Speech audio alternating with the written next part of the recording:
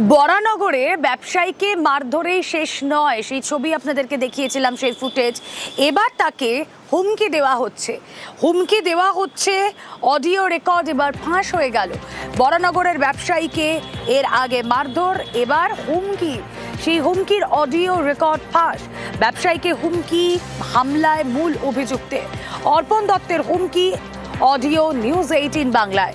কথা বলবো, সুবীর রয়েছেন সঙ্গে। সুবীর,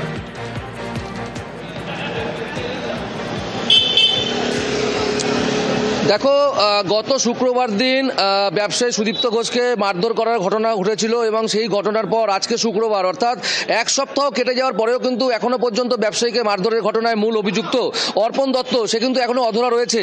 তাকে এখনো পর্যন্ত পুলিশ গ্রেপ্তার করতে পারেনি এবং এই যে গ্রেপ্তার করতে না পারার জন্য যথেষ্ট আতঙ্কের মধ্যে রয়েছেন কিন্তু এই ব্যবসায়ী সুদীপ্ত ঘোষ। পাশাপাশি তোমাকে জানিয়ে রাখি, এই যে মারধরের যে ঘটনা ঘটেছিল অর্থাৎ শুক্রবার, তার আগের দিন অর্পণ দত্ত একদম এইভাবেই কিন্তু যে অডিও ভাইরাল হয়েছে সেখানে দেখা যাচ্ছে অর্পণ দত্ত ব্যবসায়ী সুদীপ্ত ঘোষকে এই শঙ্কর রাউতের ক্লাবে আসার জন্য বলছেন এবং চাপ দিচ্ছেন। যখন সে আসতে অস্বীকার করছে, তাকে অশ্রাব্য ভাষায় গালিগালাজ দিয়ে তাকে হুমকি দিচ্ছেন এই অর্পণ দত্ত।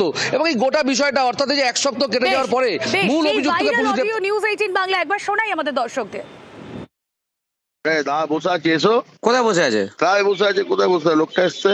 আমি তো তোকে সব পাঠিয়ে দিলাম। তো আমাকে পাঠিয়ে কি করবো? আমি তোমায় বললাম কি, তোমায় বললাম তো লোকটা আসবে, তুমি আসবে, একটা বললে ঠিক আছে। লিগ্যাল এগ্রিমেন্ট পেপার আমাদের সই করা আছে। আমি করবোটা কি? আমি বা করবোটা কি? আমি কি বা কি করবো? আর এখানে আমার কিছু বলার নেই। আমার সাথে হয়েছে নাকি? আমার সাথেও হয়নি। কার সাথে হয়েছে? কাজটা কে করেছে? কোম্পানি করেছে, আমার মিসেসের কোম্পানি, বুঝেছে, বউ সই করেছে। ঠিক আছে, তোমায় ভদ্র হয়ে বললাম, কথা বলে কথা বলছো তুমি। আমি বলে এখানে কিচ্ছু করতে পারবো না, কারণ বোনার সঙ্গে আমার মানে কোর্ট পেপারে এগ্রিমেন্ট সই করা আছে। হামলার আগেই বারবার এভাবে হুমকি, আর সেই হুমকির অডিও এবার ফাঁস। কথা বলবো, সুবীর রয়েছেন সঙ্গে। সুবীর,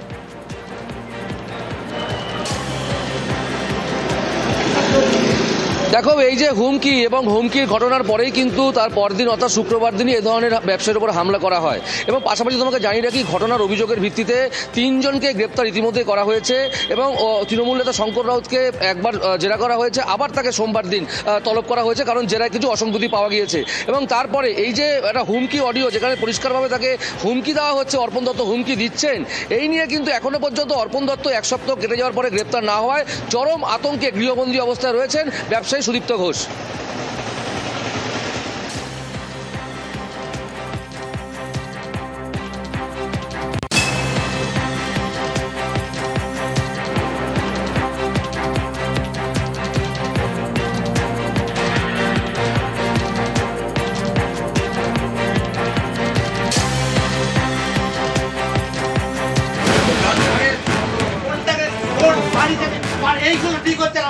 ফ্ল্যাটে ঢুকে ব্যবসায়ীকে মার,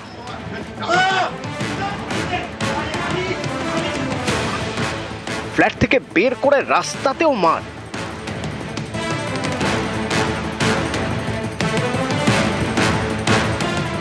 এই দেখুন সিসি ক্যামেরার ছবি, জোর করে ইন্টেরিয়র ডিজাইনারকে তোলা হচ্ছে টোটোয়। অভিযোগ, তোলাবাজির টাকা না দেওয়ায় এভাবে মারধর করা হয়।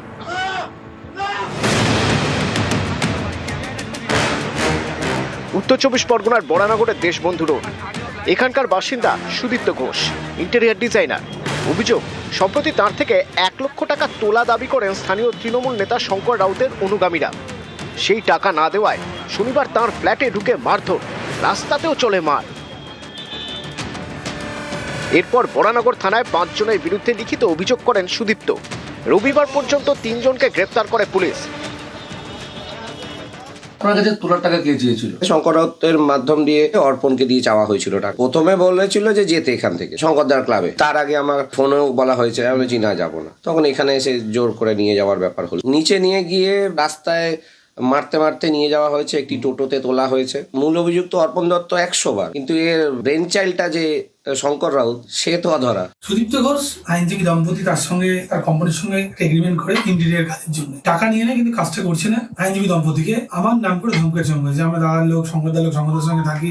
আমি কালকে সকালবেলা সুদীপ্তকে ফোন করি, সুদীপ্তকে ফোন করে বলি যে তোমার এরকম যদি ঘটনা হয়ে থাকে তুমি হয় টাকা দিয়ে দাও, নাহলে কাজটা করে নাও, আর ফার্দার কোথাও আমার নামটা তুমি তোলো না, তুমি তো আমার সঙ্গে থাকো না। এবার ও এখন এই ব্যাপারটাকে সম্পূর্ণ একটা মিথ্যে গল্প রচনা করছে। এদিন সুদীপ্তর বিরুদ্ধে থানায় অভিযোগ জানান এক আইনজীবী। তার দাবি, টাকা নিয়েও বাড়ির ইন্টেরিয়ারের পুরো কাজ করেননি সুদীপ্ত। এ নিয়ে কথা বলতে গেলে তিনি নাকি হুমকি দেন। তাদেরকে আমি আমার ইন্টেরিয়র ফ্ল্যাটের দায়িত্ব দিয়েছি, 4,45,000 কন্ট্রাক্ট হয়েছে, তার মধ্যে 3,90,000 টাকা আমি তাকে পেমেন্ট করেছি, কিন্তু তারা অর্ধেক কাজ করে আর কোনো কাজটা সম্পূর্ণ করছে না। যে বিরুদ্ধে আমার সম্পূর্ণ অভিযোগটা প্রথম থেকেই সুদীপ্ত ঘোষ এবং তার বউ। আমাকে ডাকা হয়েছিল, ওকে পাশে ডাকা ছিল, কথা বলতে পারছে না, এতটা পরিমাণে ড্রাঙ্ক করে রয়েছে। বরানগর থেকে সুবীর দে, নিউজ 18 বাংলা।